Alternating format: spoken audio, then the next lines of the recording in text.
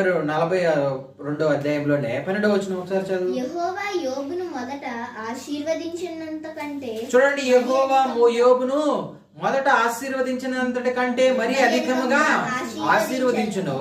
అతనికి 14,000 గొర్రెలను, 6,000 ఒంటెలను, 1000 జతల ఎద్దులను, ఆడగాడిదలను కలిగెను. హల్లెలూయా. మునుపటి దానికంటే దేవుడు ఏం చేశాడు? రెండింతలుగా ఆశీర్వదించాడు. ఈరోజు నీ జీవితంలో రెండింతల ఆశీర్వాదం కావాలి అని అంటే, మొట్టమొదట నువ్వు జీవించిన జీవిత కాలం అంతయు దేవుని యందు భయభక్తులు కలిగి ఉండాలి, చెడుతనంను విసర్జించాలి, యథార్థముగా జీవించాలి, న్యాయవంతుడిగా ఉండాలి, ఎప్పుడు న్యాయం చేయగలగాలి. నువ్వు న్యాయం చేయకుండా నువ్వు దేవునికి దగ్గరగా ఉన్నావనంటే అది భ్రమే. నువ్వు యథార్థంగా జీవించకుండా దేవునికి దగ్గరగా ఉన్నావనంటే అది కూడా నువ్వు భ్రమపడుతూ ఉన్నావు. దేవునికి దగ్గరగా లేవు, నువ్వు సాతానికి దూరం దగ్గరగా ఉన్నావు. హల్లెలూయా.